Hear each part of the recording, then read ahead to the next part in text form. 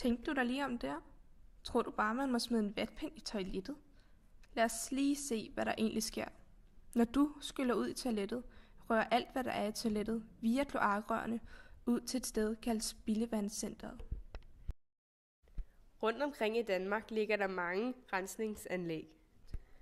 Det er dem, der sørger for at rense dit afløbsvand og sender det tilbage ud i havet. De er lavet for at holde på vores miljø, så vores havvand ikke bliver alt for forurenet. Derfor er det meget vigtigt, at du ikke skyller noget andet ud end tis, lort og toiletpapir ud i toilettet. Se med her. Hvis du skyller ting, som for eksempel en vatpind ud i toilettet, kan det skabe voldsomme problemer for Spildevandscenteret. Store klamme dynger af for eksempel vatpind eller hår sætter sig i kloakrør og stopper for vandet. Så næste gang, så smid dit skrald i en skraldespand og skån dit spildevand.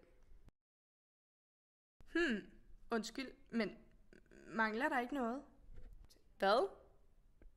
Altså, skal vatpinden, skal den ikke lige smides ud? Nå jo,